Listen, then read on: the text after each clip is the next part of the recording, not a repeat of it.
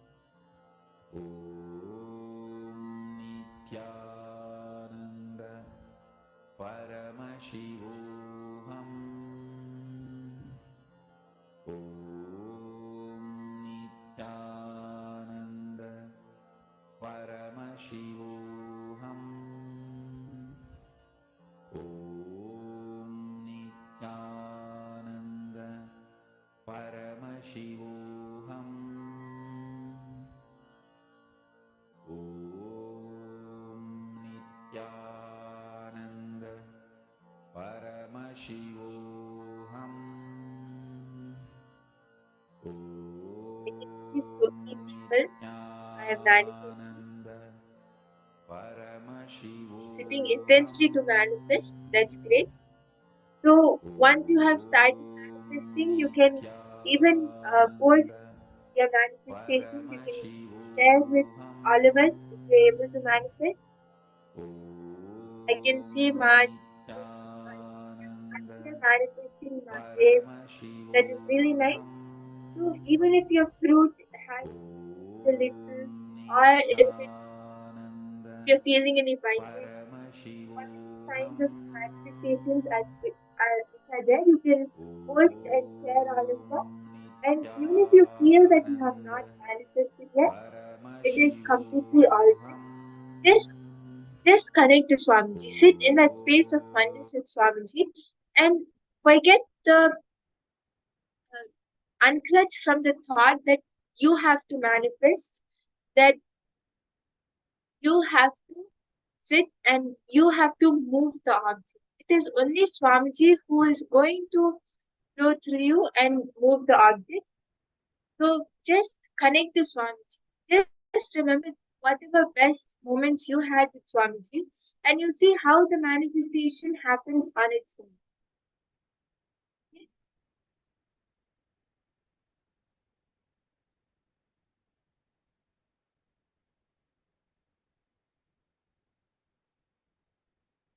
Yes, so once you have started manifesting, you can even post on the chat.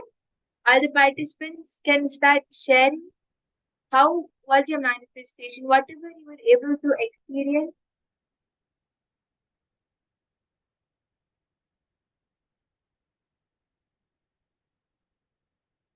Yes. So nice to see all of you intensely sitting and manifesting, and many of us have manifested.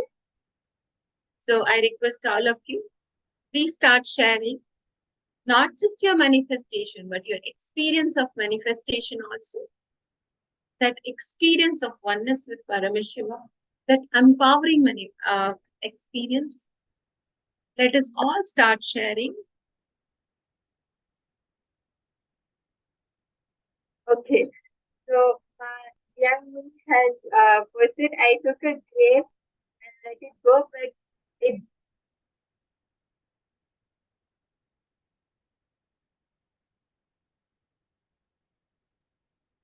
yes, so Mas Yangming has posted, I took a grape and let it go, but it didn't move and it now. Okay, that's no problem, Yangming. You can manifest again. Just keep trying. See, you don't. How manifestation is not something to do only during the class or only during a session. You can. Swami says that you can live with power manifestation. Whatever you're doing, if you're listening to satsang, you can just take any fruit or object next to you and manifest, connect to it. Or anytime throughout the day, you can keep practicing. So so, Xiangming, if you are not able to manifest this time, it's completely fine. You can try again. Just keep manifesting. Oh, okay. Yes, Nithyananda, Ma Katie, are you able to hear me now?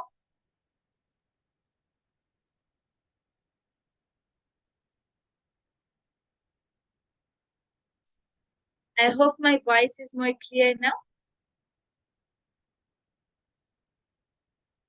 So, Ma Grace, yes, thank you, Ma Katie. Yes. So, Ma Grace, I saw that you were sitting throughout the manifestation. Were you able to move the object? How was your manifestation? You can share with us.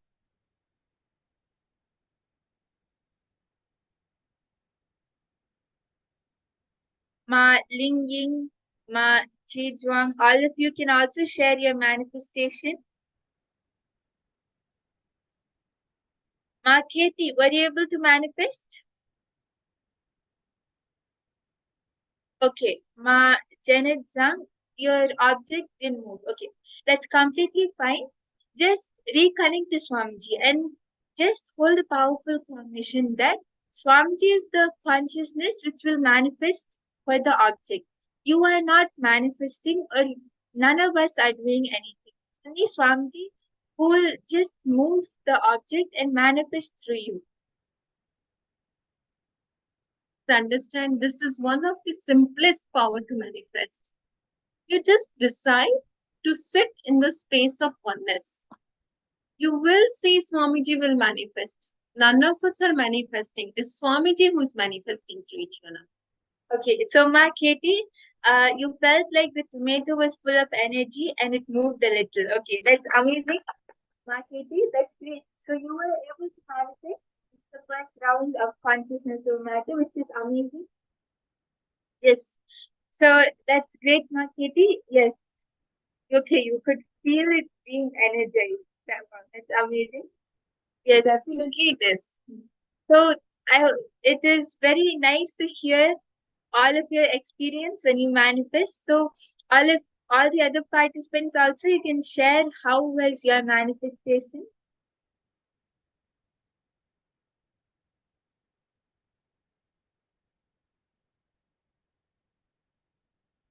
Ma Juana, Ma Maria, how were you all able to manifest? Ma Shengling, were you able to manifest this power?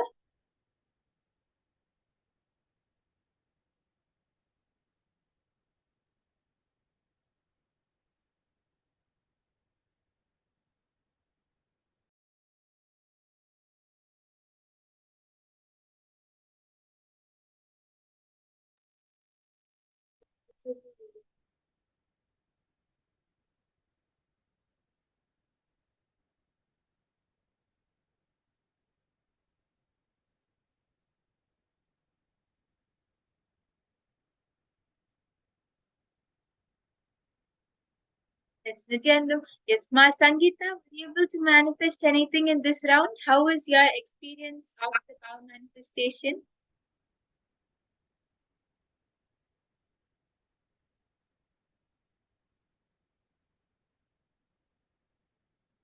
Ma Juana, Ma Linging, all of you can share your manifestations. And for anyone who felt like you were not able to manifest yet, it's completely fine. Even if we go to the next session or whatever you are doing, you can continue to practice with the object in your hand. And as it's manifesting, you can even share on the chat. As it would be really nice to hear all of you manifesting. And Swamiji actually tells that you don't have, whether you feel it manifests or no, the moment you decide to sit and connect to Swamiji, the moment you decide to sit and manifest the power, that itself is a manifestation. So don't worry, like all of you have manifested. Just hold that powerful cognition and continuously hold the cognition that yes, I am Paramashiva, I am manifesting. Don't feel like you're not manifesting, and you'll see that before you even realize, before you even know it, Swamiji would have just moved the object and just manifested this power for you. So now we are going to be learning about Bhagavan Gajamukha Anugraha from Swamiji.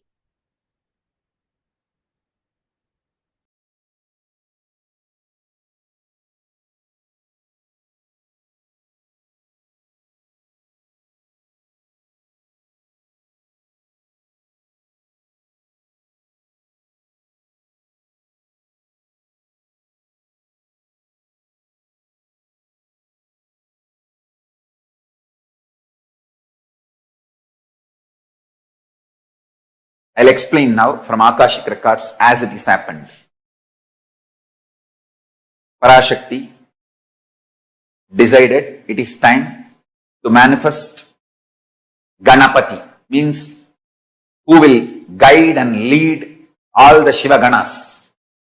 So she was making the body for that being from her own muscle memory and biomemory. While she was making, she decided Paramashiva has to come and add the bioenergy. She leaves that body and goes for bathing to get ready to do puja and invoke Paramashiva to add bioenergy into that being. But by the power Parashakti herself made, that being become alive and started moving around before even Paramashiva added his bioenergy. Because of the power of Parashakti. But the being has not yet become fully conscious. It started moving around, but not yet become fully awakened. So it did not know who is father, who is mother and all that. That is when Paramashiva came, it tried to stop. Paramashiva tried to tell that being, hey, I have come here to add my bioenergy to you. And me and Parashakti has to sit now together and complete you. You are potential, but you have to flower. But the being was not that conscious or ready to understand. And it was just trying to throw some simple tantrum. As a cute baby. Then Paramashiva understood he has to now cut the head and add forcibly the biomemory of Parashakti and bioenergy of him into the being to make that experiment success. So it is a simple experimental success strategy. To make the experiment success, it is a simple strategy he has to do. I should say it's a most non-violent decision Paramashiva made. He did not kill Ganapati.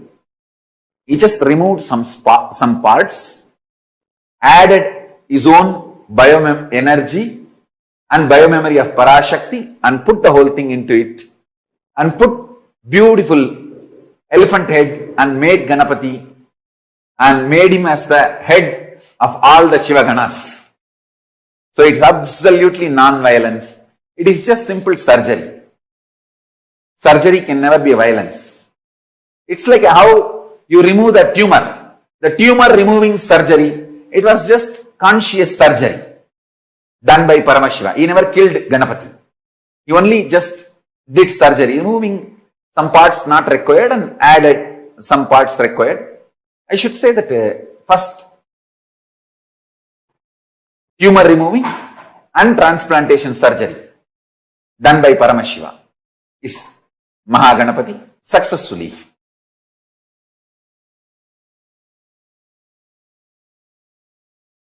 Listen to these few powerful truths.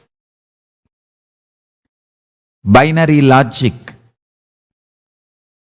delusion, the mind you are carrying gifted by your society makes you feel you and me are different, separate.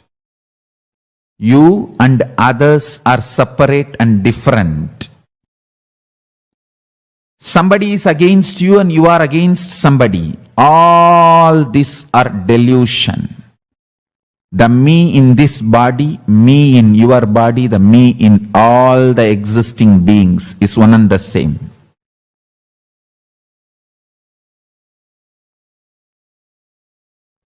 The me in this body is manifesting, now initiating the me in your body. Whatever you feel as me, as you in you, will now start manifesting what I feel as me in me. You will understand in the telescopic or microscopic experience, microcosmic and macrocosmic experience of oneness and infinity is one and the same. Listen, listen, listen. The microscopic level, microcosmic level, you and me are in oneness. In the macrocosmic level, telescopic level, you and me are infinity. Infinity of the ultimate oneness of the source is one and same. All fears are useless. All fears have no value. Pure greed without giving place for fears is okay. It's expansion. Pure greed without giving any respect or place for fear is okay. Because it is expansion. By very nature, by my very existence, I go on expanding. Decision to expand, will to expand, manifesting as pure greed without fear is verily myself manifesting in you. Fear and greed as to exist together is stupid binary logic. It's a false lesson taught to you by society's mind. Societal mind, false logic, binary logic, your root pattern, powerlessness, incompletions, all are one and the same.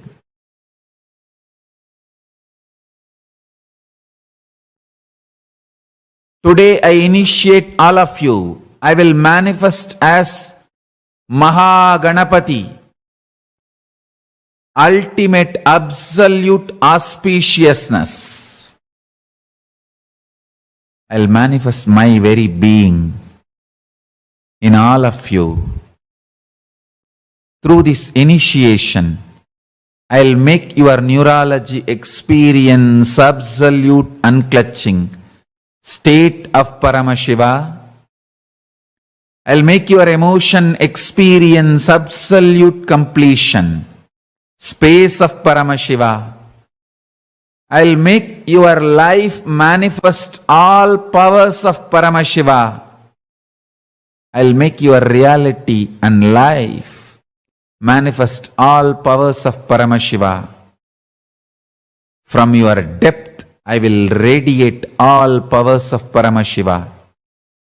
I will manifest my own being from your very identity. So from today, your identity is extension of my identity. Nobody in the universe is against you because universe is me and you are my extension. You don't need to be afraid of anything, anyone in the universe. Start playing and celebrating with universe. You are extension of me. All fears is delusion. All fears is stupidity. All fears is absolute stupidity. Play with your fears. You will manifest all powers. Make fun of your fears. You will experience romance of life. Tease your fears.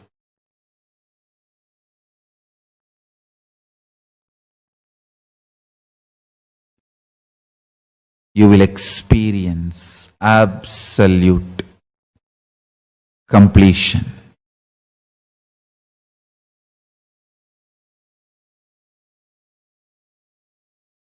Ramakrishna used to give a beautiful example. A frog which got 1 rupee coin newly wanted to check the power of the money it got.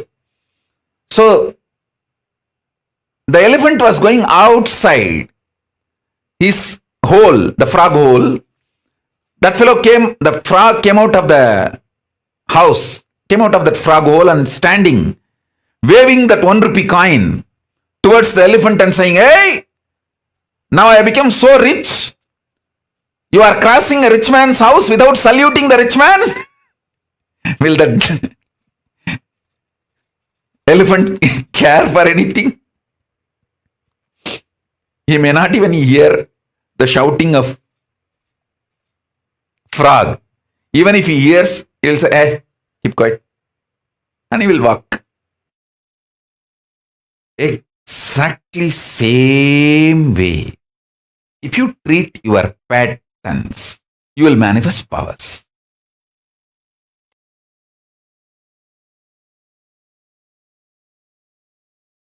Please understand. The first truth,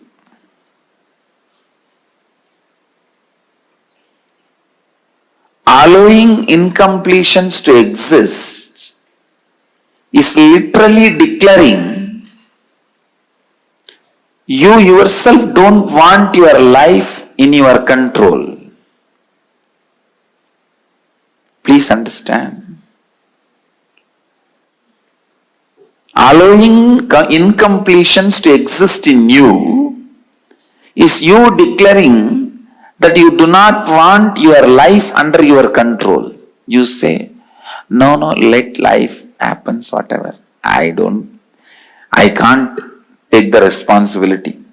I can't keep it under my control. No. Listen.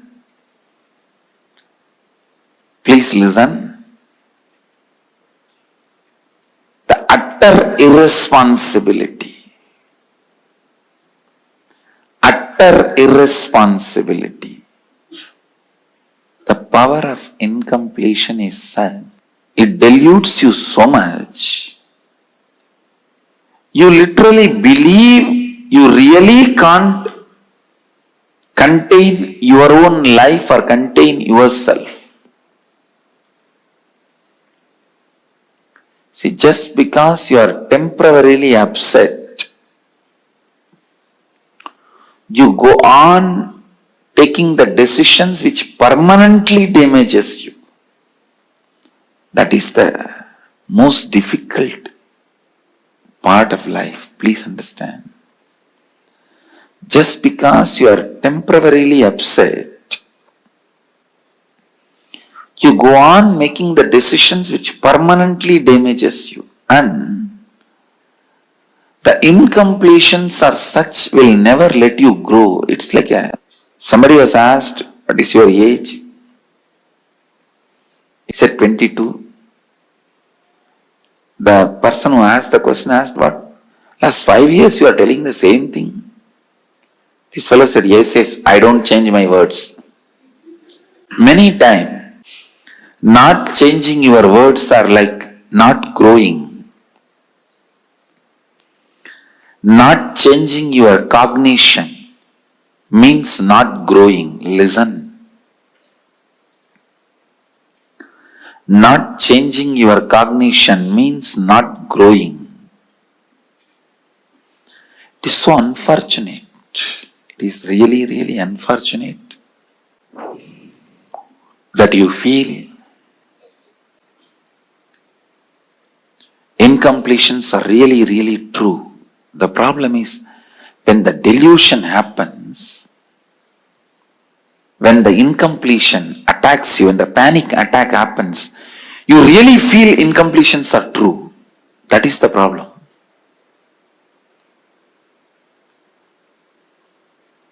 When the sandstorm happens, you really feel you can't do anything. You are paralyzed.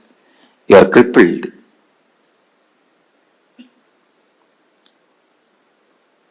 Temporarily, but You feel that is eternal. Please understand. Suffering,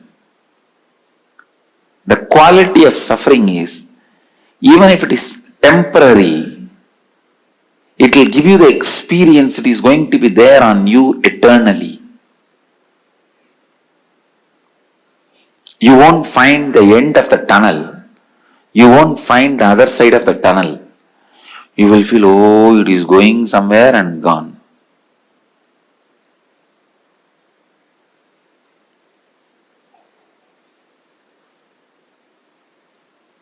Same way the bliss, when you experience it completely, without self-doubt, will this bliss be with me or go away? That gives you the experience. It will be with you forever, eternally. Understand? Anything you experience at this moment intensely gives you the experience of eternity. Understand?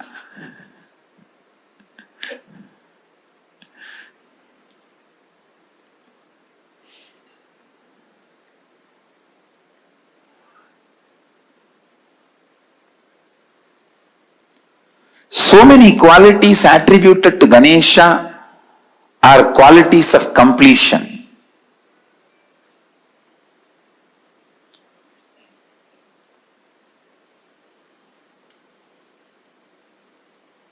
These incompletions, they just totally imbalance you.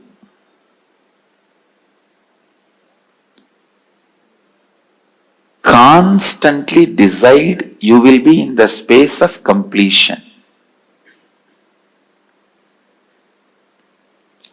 Completion means completion.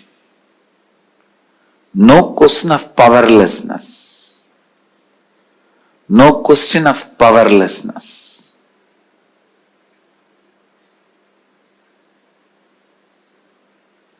Everything you do should be from powerfulness.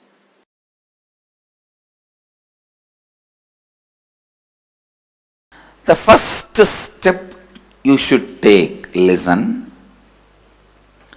Now you wrote all the incompletions. It can be as less as 25, 30 or as huge as 1000, 2000. Now decide, from this moment these completions will not have power over your decision or cognition. Listen. Understand the meaning of this word. Even till you complete, these incompletions cannot have power over your cognition, your decision making. You can sit and complete all this day by day, one by one. See, it's like elephants. I have seen the temple elephants eating. They will catch hold of a huge bunch of sugar cans. They will eat those sugar cans one by one or 2, 3. But till they complete eating, till they eat also, they will not allow anybody else to come and touch that sugar cans. Once they declare it is theirs, it is theirs. They may be slowly eating or not eating. They may eat even tomorrow, day after tomorrow, but no one can touch it. Same way, you may complete tomorrow or day after tomorrow, but those incompletions cannot have power over you. Be very clear. Declare completion. Now, you know all this is incompletions. Understand? Completion works more with your conscious decision. Completion works more with your conscious decision. Completion is more a conscious decision, less a technique. Pranayama, yoga, all of them are more a technique, less a conscious decision. Completion, more a conscious decision, less technique. Means your decision plays a major role in completing. Then actual technique. If you just decide, now you are complete, over. I never did in my life sitting and reliving, going through, or looking at that mirror 24 hours.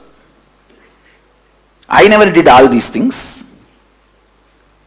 Simply my masters showed me, hey, this is incompletion. Drop it, over.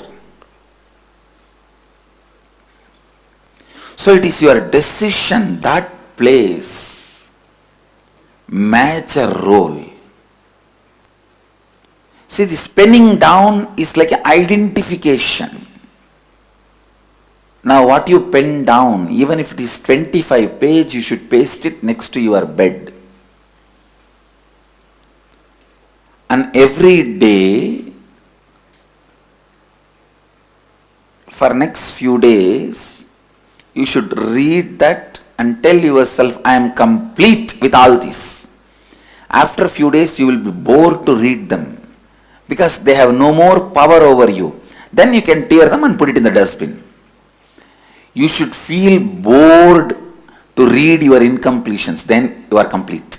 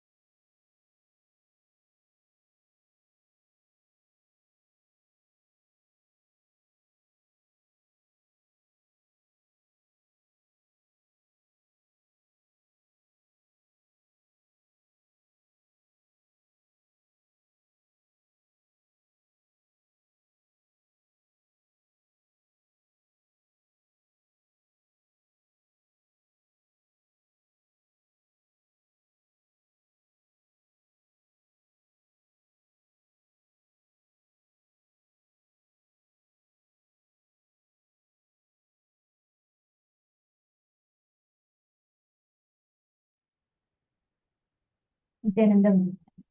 So did you all click with what Swamiji revealed? Swamiji revealed such an important truth. A very, very beautiful, one of the most sweetest, beautiful principles of completion, and how Maha Ganapati represents that space of completion. All the components associated with Bhagavan Maha Ganapati is completion. Can I request all the participants, every one of you sitting here, to please come on the camera, and can each of you put what component, what did you understand as the principle that Mahaganapati represents? Come on, all the viewers watching us on YouTube and all the participants that are sitting here with us on the Zoom rooms. Take a few minutes and I request each of you to post. What is the principle that Bhagavan Mahaganapati represents? What does he stand for? What is the significance that he stands for? Tatiana Hughes is asking, Ma, how can I offer Rakhi to Swamiji? I can buy on Amazon, but it will be delivered later, and how Swamiji will receive it. Okay, so this is e-Rakhis, Ma. So basically, the moment you offer, it will be offered to Swamiji. So you can make a purchase, and it will be offered to Swamiji. So this is an e-Rakhi. You're basically making an purchase, and that Rakhi will be offered physically. It will be tied to Swamiji's Archavatara.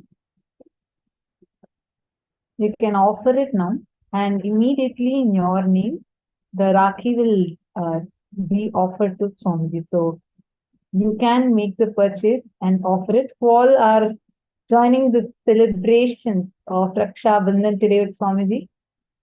So many of you excited. Sri Lakshmi Kottapalli, it could be a technical thing, so we'll check and let you know. We'll check and revert. I think it's available for all the places, all the countries. Okay, come on. How many of you want to be part of this and, offer your Rakhi, your love, and pray for protection from Swamiji? Today, world over, all the sisters, they all go tie the Rakhi on the hands of the brother, and they ask the brother to protect them forever.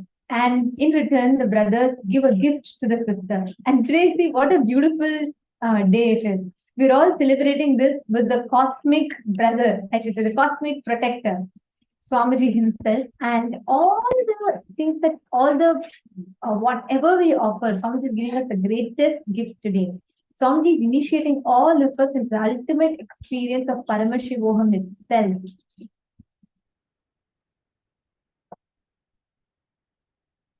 Ma Sonia Rao, today you can have your pet also receive Shiva Diksha. Just have him sit or her sit and receive the Shiva Diksha. Yes, I see he's very excited. He or she is very excited to listen to the program. Okay, come on. Can I request all the participants to come on camera? Very, very soon, we're all going to be entering into the darshan. And we're going to be preparing ourselves to receive the darshan as well.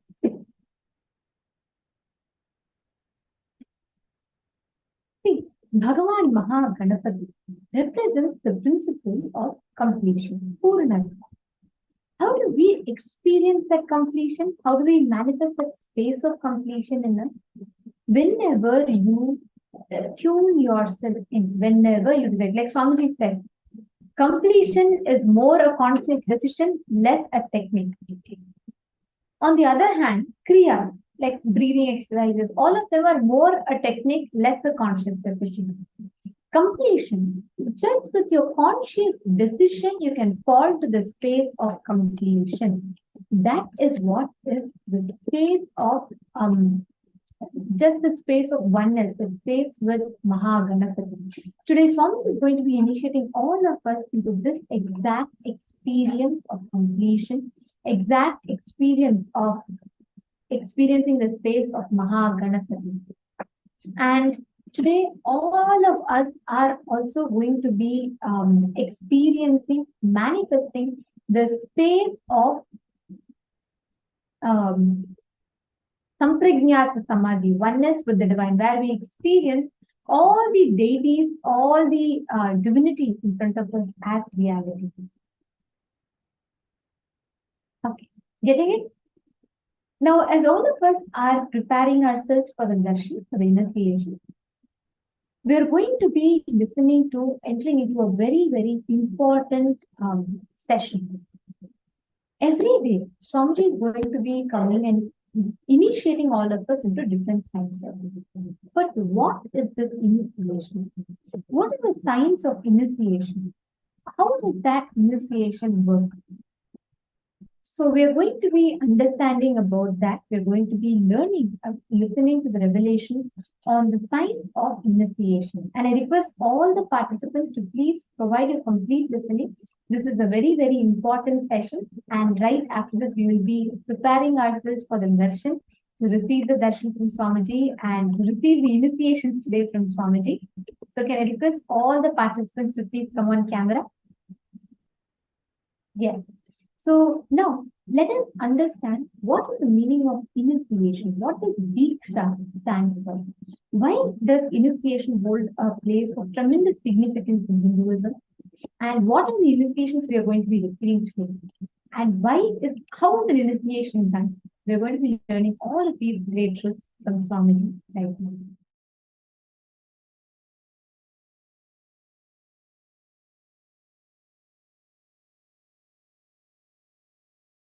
There is no good bad.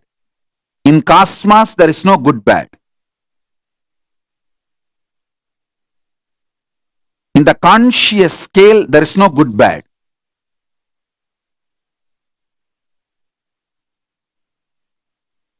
There is only integrity. It's just integrity is the key to understand who gets what in the life. If you want to manifest consciousness in your life, integrity is all you need.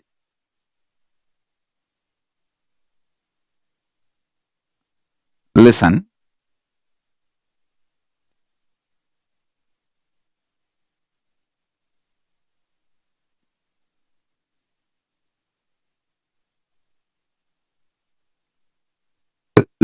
The next truth I am going to reveal, your brain has a capacity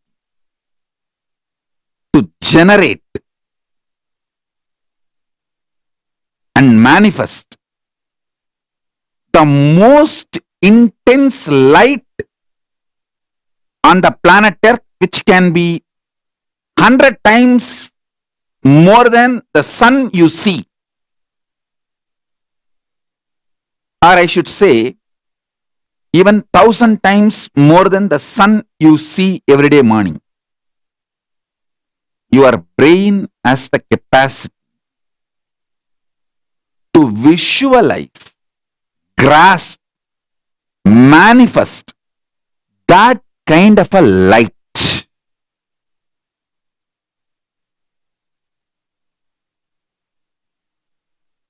Your nervous system has a capacity to convert that light into a very positive, powerful energy. Command. And your body and mind has the capacity to manifest that command into reality. Listen. Your brain has a capacity to receive, reflect, manifest 100 times more powerful light. Light is the small word I am using. You can call it as tejas. Conscious, shining light with its own intelligence, independent intelligence.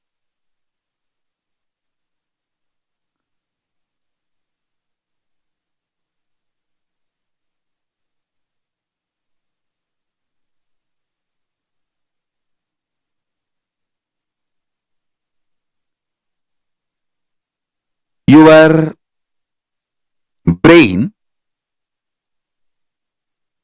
which has the capacity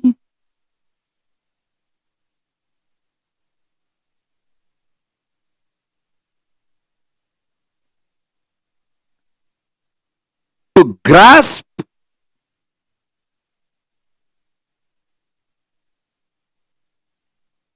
Tejas. I think I'll explain the word Tejas for the newcomers. See, Prana, Tejas, Ojas, these are all the different level words for the energy of the consciousness in Sanskrit. You understand the word Tejas with the definition I am giving. It is like a Paramashiva is made of consciousness, Tejas. He just takes his Tejas and pours it on you. He just takes his consciousness and pours it on you.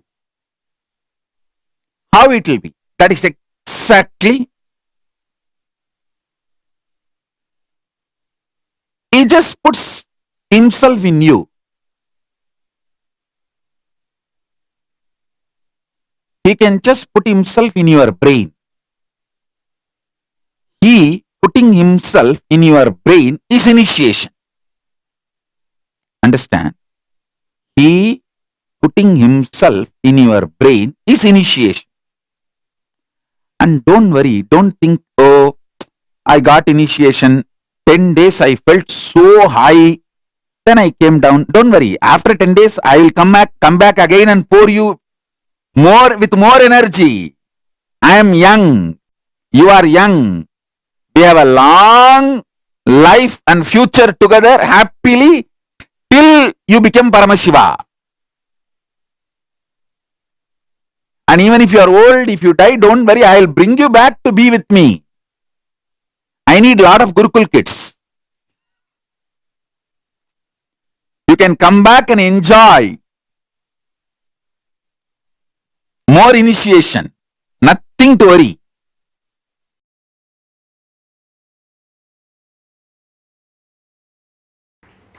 All powerlessness, all fear related thought currents and all low self inner image you are cherishing, which puts you in powerless, is not clutched to consciousness. You need to understand that.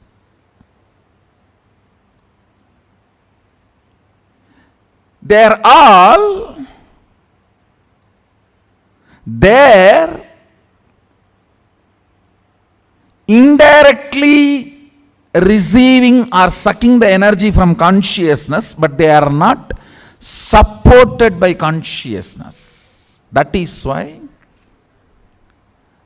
the asuras, how much ever powers they may get, finally they do not exist. Only with consciously what you clutch, you empower, exists. So what I am trying to convey with these few statements, every idea, thought current you cherish in your brain creates certain map. If that map can be taken out and inserted on somebody, it is called circuit. If you cannot take it out, it just dies within you, it is map. If it can be taken out and inserted on somebody's head, it is circuit. For example, you cherish a thought current. Let the whole world be blissful. Let Sadashivatva happen. These thought currents create certain electric signals in your brain, certain map.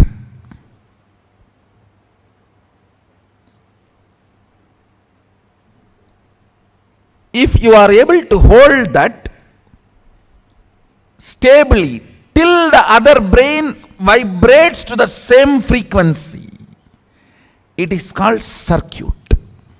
Understand? My Sadashivatva, I hold on to that till all of you are able to reverberate to that frequency. That is what is initiation. One good thing with your brain is it always goes towards the bright side. Like a water always flows towards the lower end, your brain, any higher frequency, it always flows towards it. That is why almost everyone says, when I sit in front of Swamiji, all my problems are forgotten. That is why when I want to make some decision, cherishing my problem, I don't want to go in front of him. Because my mind will change if I go in front of him or if I talk to him.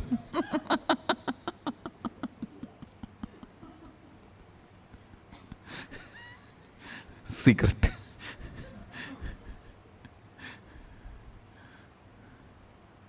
Ravana says, Ravana's sister, Shurpanaka, she gives idea to Ravana. You are a Maya Mantri. You know everything of magic and changing the forms. You can take any form as you want. Why don't you take Rama's form and go and enjoy Sita? He says, the moment I remember him, the very frequency, all my personal lust disappears.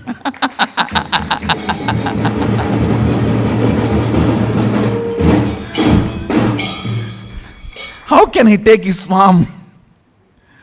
The moment my brain mirrors Rama's neurons, there's no more lust.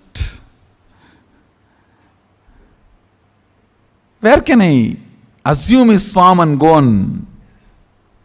Understand the power and intensity of the Rama's existence.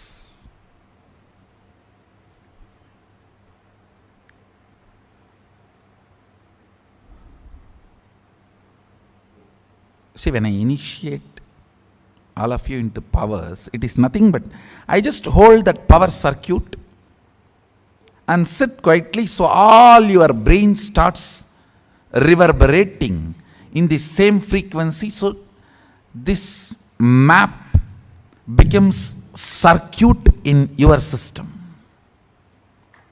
See, if it is only in your brain, it is called map. If it can be reproduced, it is called circuit. That's all. If it becomes alive to reproduce itself, it is called circuit. Like if a lady remains single, she is lady. If she gives birth, she becomes mother. So map is a lady, circuit is mother. That's all.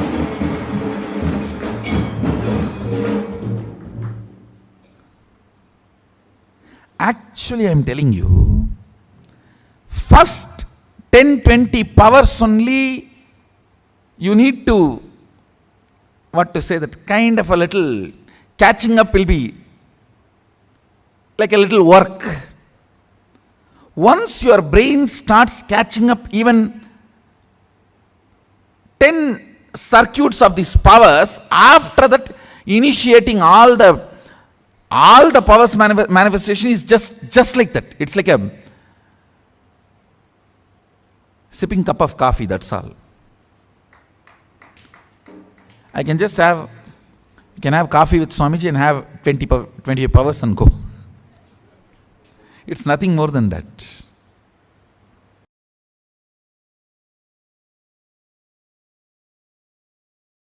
Every time I am sitting with you, whether in the name of satsang or question answer or class, any form, I sit with you guys.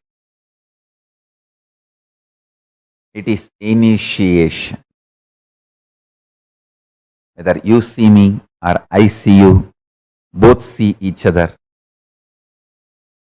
whether it's a question answer or satsang, or just sitting and playing, sitting playfully, casually, sipping cup of coffee.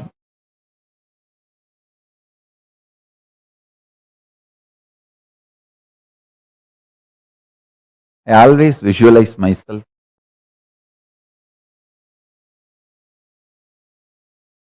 sitting with Arunachala, just with few disciples who are literally my extension. I am their extension, they are my extension. And sipping cup of coffee or tea. Same way, sitting with Ganga, with few disciples who are literally my Anga Devatas, my part, and sipping cup of tea. Sitting with Kaveri, with few disciples who are just my extension, Anga Devatas, cup of coffee.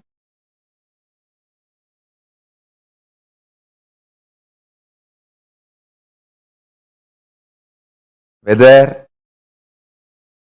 it's a satsang or sitting with a cup of coffee, it is initiation. It cannot be killed.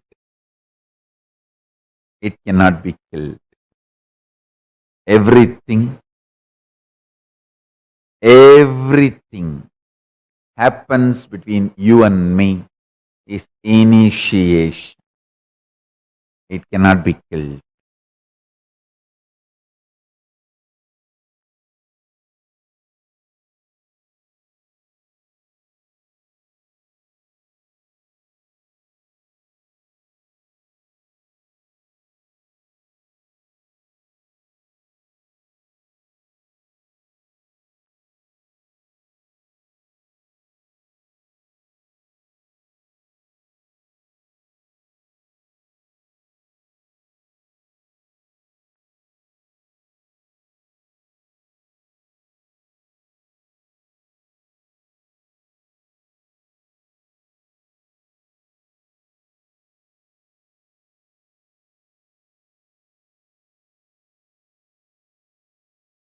Listen.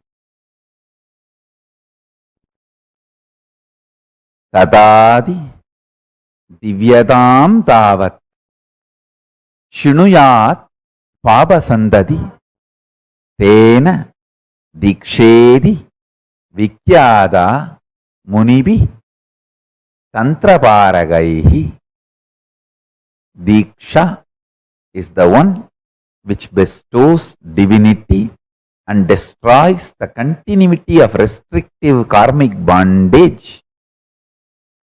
Hence it is called as Diksha by the Munis and the ones who are experts in the Tantra Shastras.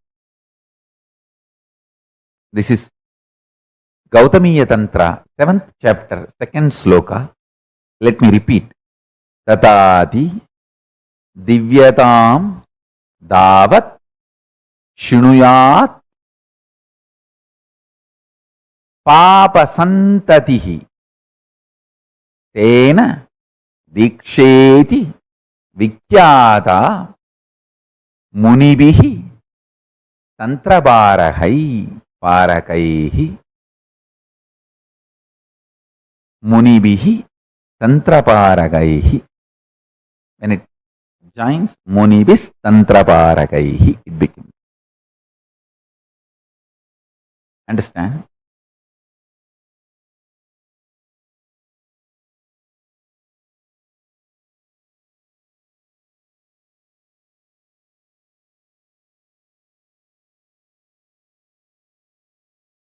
Diksha can't be destroyed.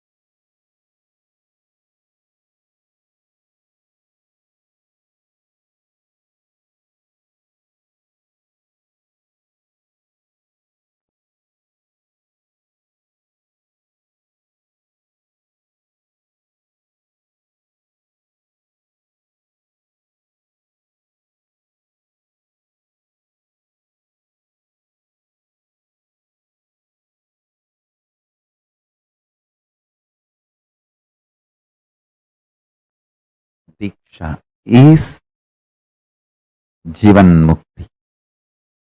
Diksha is living enlightenment.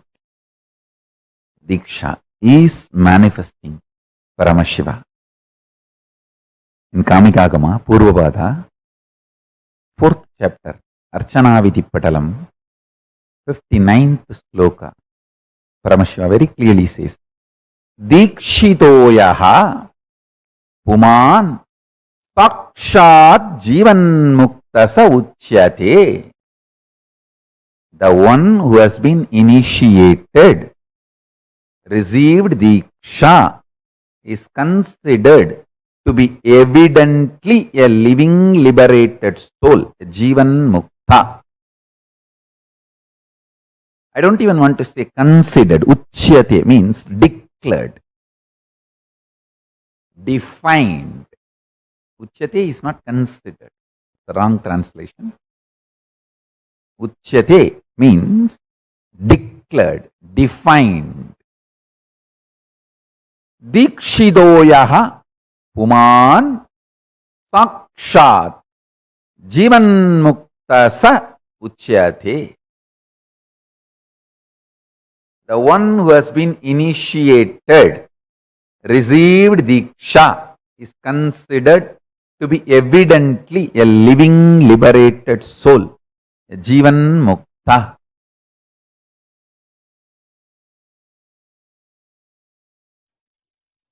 At present, in this very moment, through initiation, I can put you into eternity, Nityatva. In this present, three things are going on inside you. The identity default you cherish,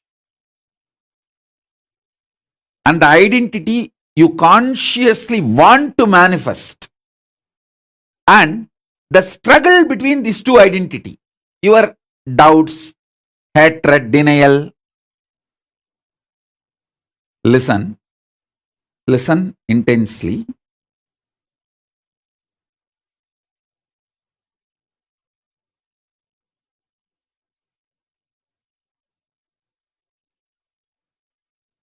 At this present moment, three things are going on inside you.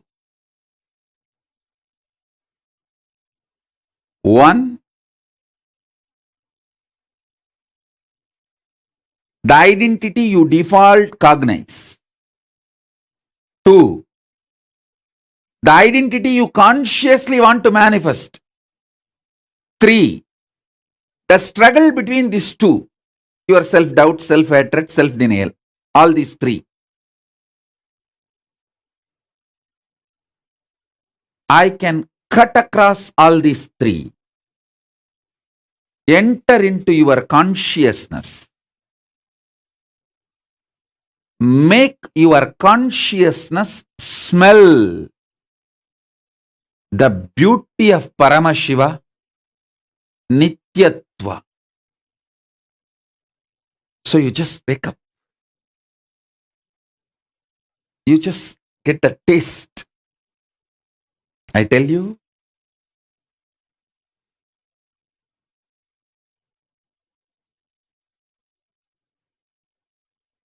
smelling Paramashiva, waking up to Paramashiva,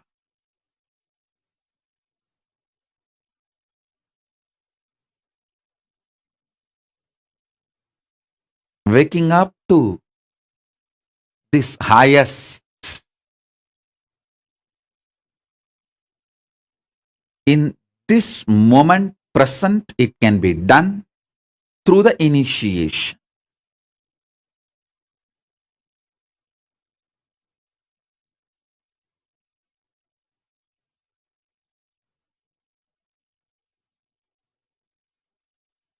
So understand,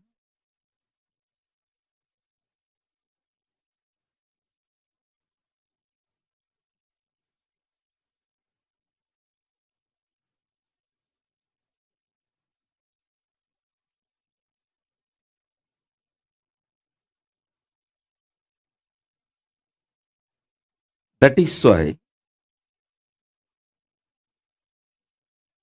always the ultimate manifests through initiation. Small things you can achieve on your own through tapas. But the ultimate is done only through initiation. It is only the transmission of lamp from fire. The fire is lit. From a lamp, living lamp, another lamp is lit.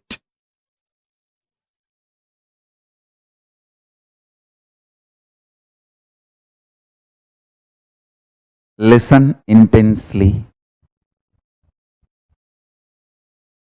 It is to give initiation. I come and sit every day for the satsang. Dikshito ya puman sakshat jivan mukta sa uchyate. The one who has been initiated, received diksha, is considered to be evidently a living liberated soul, a jivan mukta. The word jivan mukti, I got it from Kamikagama, Archanaviti Padalam.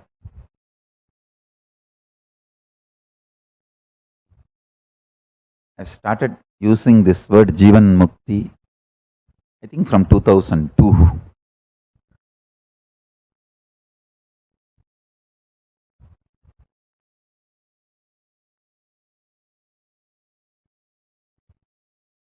Listen. When I initiate, literally Kailasa enters in you. Kailasa is a intense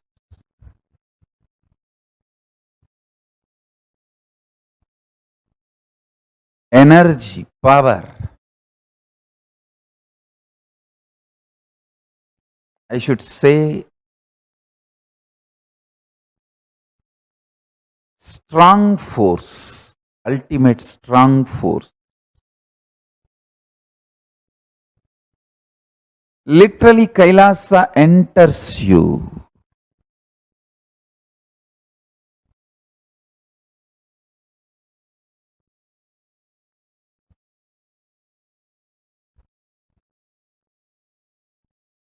Kailasa entering you and engulfing you and just imbibing you into itself is initiation.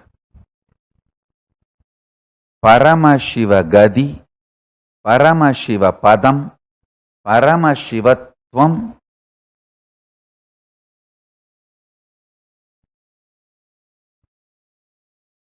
Paramashiva Gadi, Paramashivatvam, Paramashiva Padam,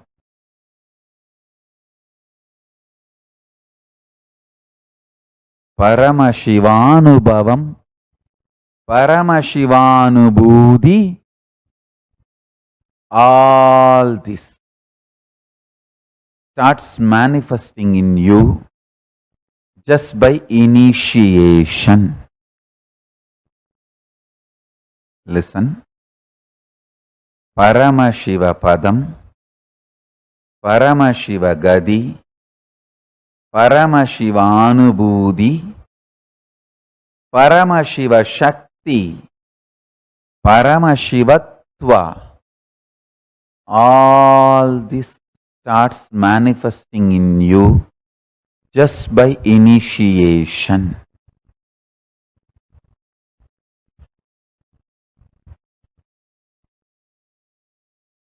Jivan Mukti. Manifesting Paramashiva while you are in the body is Jivan Mukti. Jivan Mukti starts manifesting in you just by initiation.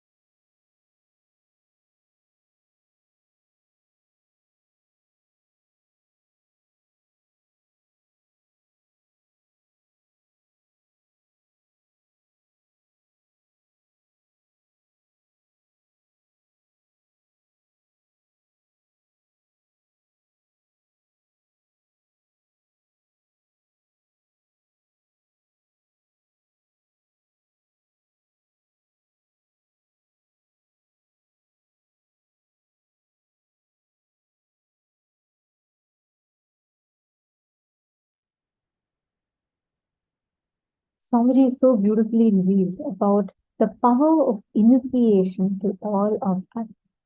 Just as all of us are getting ready for the initiation, just as all of us are getting ready to receive the darshan, today we are going to be receiving a very, very special initiation. The initiation, actually, there are multiple things today, but most importantly, like Swamiji said, initiation is literally making a person Jivan Mukta, living liberated being. That is the space of initiation, and that is what is initiation itself. That's what initiation in itself stands for. Today, for all the participants that are sitting here, to each and every one of you that are here, we're all going to be receiving multiple important initiations today. And today, on the day of Raksha Bandhan, to all of you that want to offer, just very shortly, darshan is starting. So take a few minutes and you all can head to the link that's projected to you all. And please sign up. You all can purchase and offer the e-Rakhi to Swami.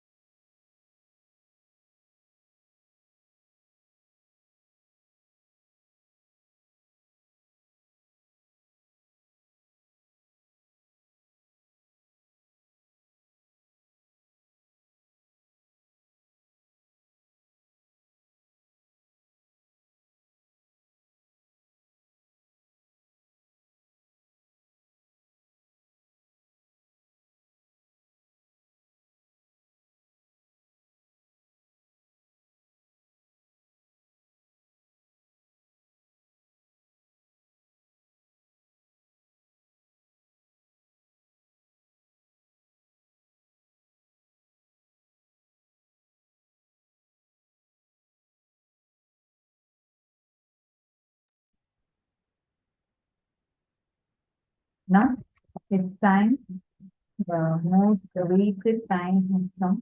All of us are going to be entering into the most awaited part of our day, which is experiencing the darshan. And today we have too many special gifts. Today, every one of you that are sitting here with us, all the participants, all the viewers that are watching us on YouTube, Facebook, and all the participants that are sitting here with us. Today we have so many exciting initiations. Firstly, like we had shared earlier, today being the auspicious occasion of Raksha Bandhan, the grand Hindu festival where all the siblings, the sisters, go and tie Rakhi to the brother in requesting the brother for protection. And the brother in turn showers gifts on the sister. This is a very beautiful tradition and beautiful festival in Hinduism. And today we're all getting to celebrate this Raksha Bandhan with the cosmic protection, our Guru, Swamiji, Paramashiva himself. And for every one of you that are offering the e-Rakhi, I see so many of you being so excited, wanting to offer the e-Rakhi. Today, every one of you has this opportunity to offer Rakhi to Swamiji. And the link that was projected to you all was for offering the Rakhi. And also, another beautiful initiation that we're all going to be receiving today is Shiva Diksha. All those who prepared, who attended the process, who did the who understood the whole what is Shiva Diksha, the significance of it, and for those of you that signed up, the Shiva Diksha initiation will be given to all of you. And also today we are going to be getting our Atma Murtis energized. So many of you have your Atma Murtis. Make sure you are keeping your Atma Murtis in such a way that it is visible in the camera. So as we're all getting ready for the darshan now, I request all the participants to kindly please settle down and ensure that your Atma Murti is visible in the camera. Today, for all of you that have Atma Murti, Swamiji himself will be blessing and energizing your Atma Murti. He will be blessing your Nithyananda Sabha. And like Swamiji said in the session, Swamiji himself will be walking in our houses. Through the Nithyananda Sabha, he himself will manifest, appear for all of us. And also today we are having the Shiva Diksha, the Samaya Diksha, the first level Shiva Diksha, and we are having the initiation into Shravana Diksha. We all learned about listening, right?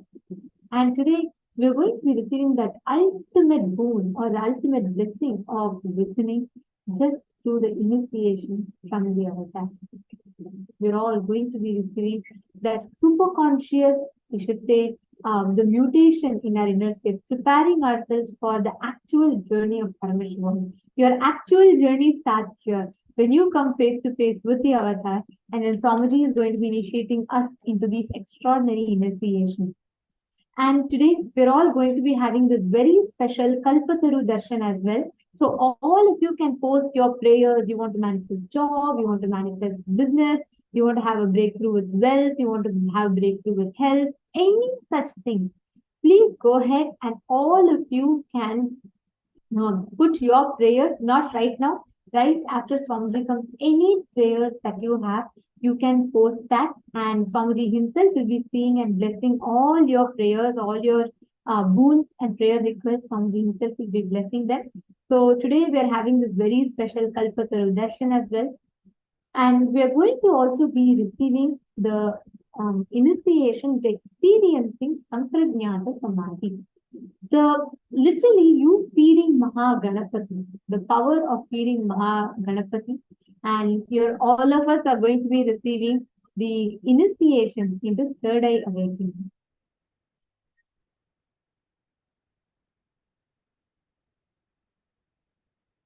So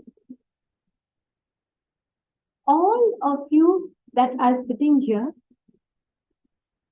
we're all going to be receiving these powerful initiations today. All these initiations today. I think today is like a jackpot, an abundance of initiations that we're going to be receiving. So all you need to do is just sit and make yourself available. But talking about initiation, Swamiji so beautifully revealed to us about what is initiation. We prepared, we listened to that. But what is darshan? Why does darshan play such an important, significant role in Hinduism?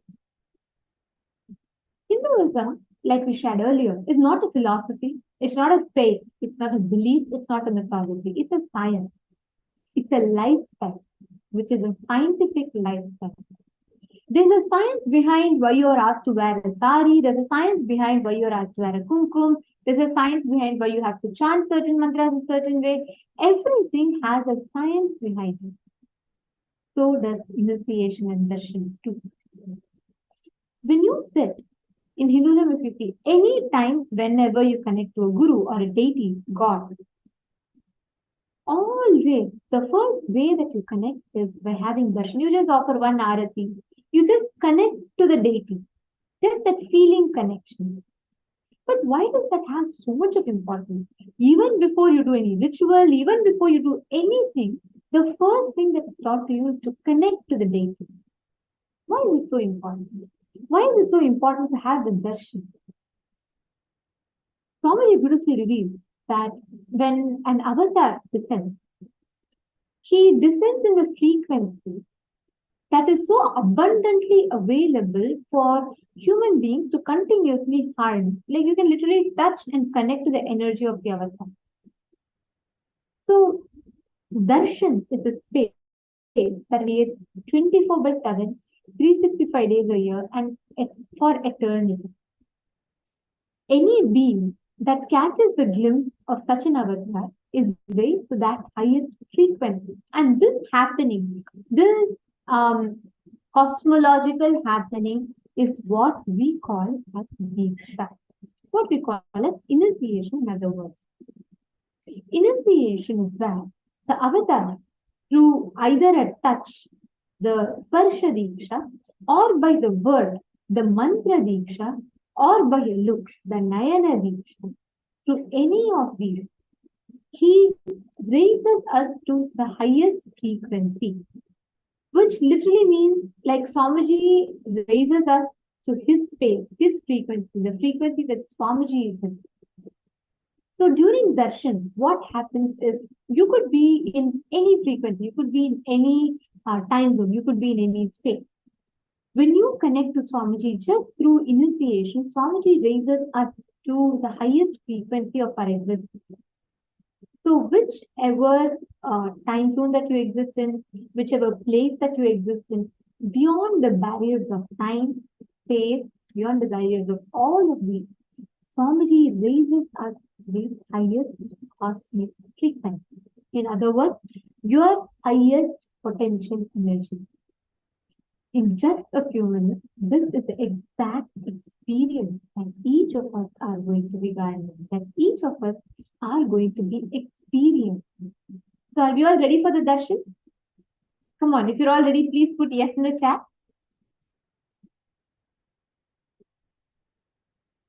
I request all the participants, if you are ready for the initiation today, please put yes in the chat. Wow, yes, I see a lot of yes, yes, yes. Okay, I know all of you are very excited for this. See, the space in which we are for receiving the darshan is too important.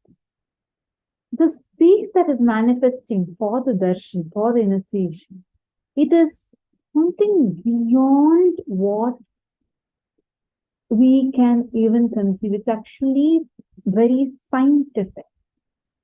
The space that we all experience.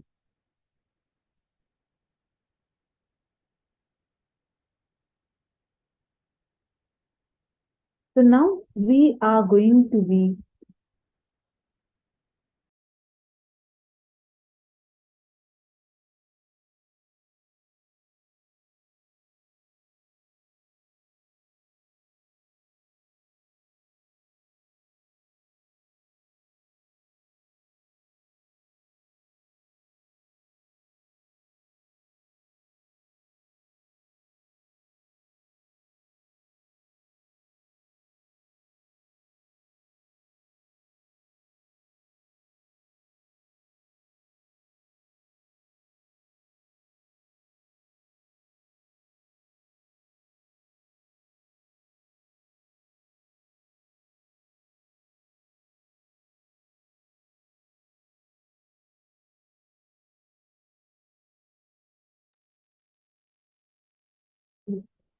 Sorry for the technical.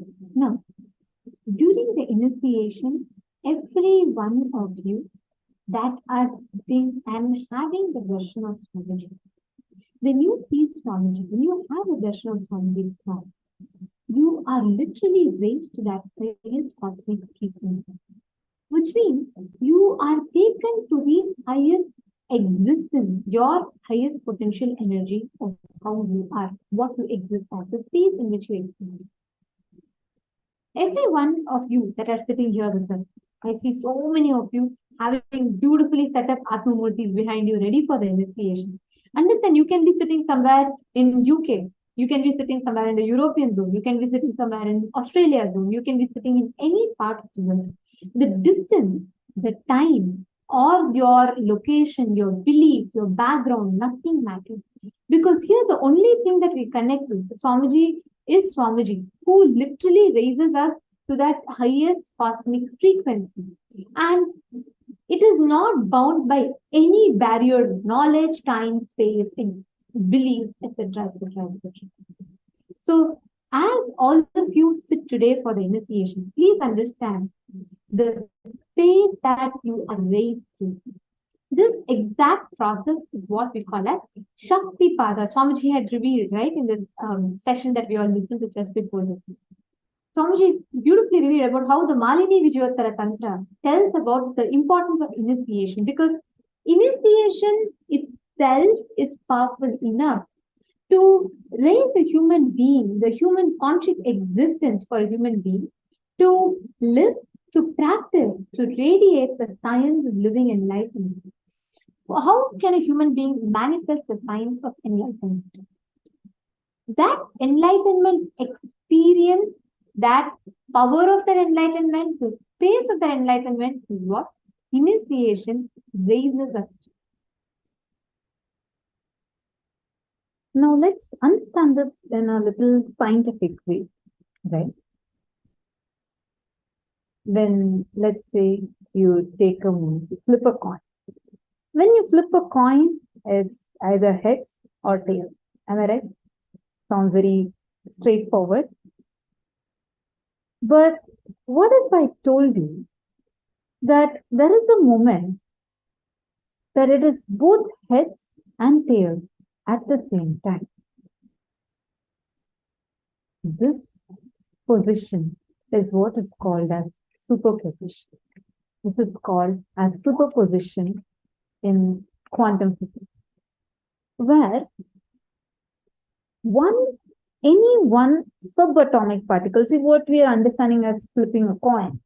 Like you see when it is flipping, it's either heads and tails at the same time, unless you go and interfere and stop it at any one point of time. When you intersect, that time you define its position, but otherwise it continues to remain in two altered states. This is, I mean, for you, for like, listening to it, it may sound strange. Like, why is it, why should we even bother about it? But this mechanism is what is used in many different fields, including GPS, which we use in our day-to-day life. Now, there is something more deeper for us to understand. Now, when two objects are in superposition with each other, where one can affect another one's state, they become deeply entangled. And that position of that object and what its state is in is called as quantum entanglement, where at the same time, two objects are entangled with each other, such that when you see one object, you see that automatically the other object, when one object turns, the other object also automatically turns. And this particular concept is called as quantum entanglement in the quantum physics, where irrespective of the time, the space, whatever you are in, all those do not matter. But there is an effect that comes upon you. There is an effect that affects you. irrespective of the place you are in, and that is called as quantum entanglement.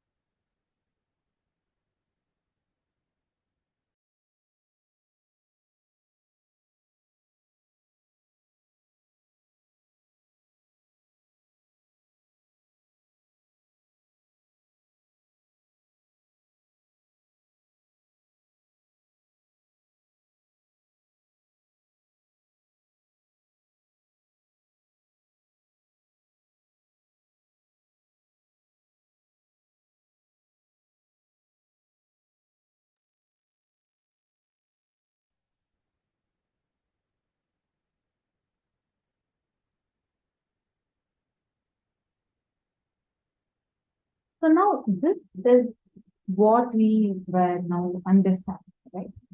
Where you see there are two different elements that are quantumly entangled with each other. Means where irrespective of their time, their space, where they are, these two objects, these two subatomic particles, like if one turns automatically, simultaneously, without any connection.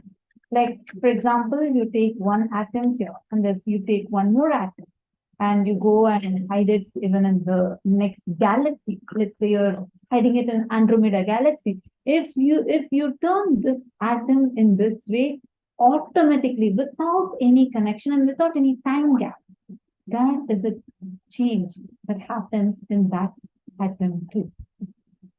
This is called as quantum entanglement. And the beauty of this is that this happens even for us. It's like there is a field that it's connecting, but it's not very clear. The scientists call it as spooky action in the dark because they do not know what's happening. What is it that's affecting? That there is no clear explanation of why this happens.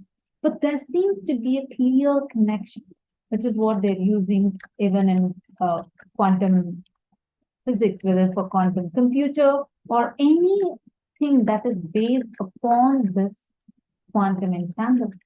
This principle is being widely studied, where if one object is turning, the other object automatically seems to turn. But why is this happening? They don't have an explanation for it. But this is a science known to Hinduism, where it is called as Shaktipada, where just by you connecting with the divine, there is an energy transmission that instantly starts happening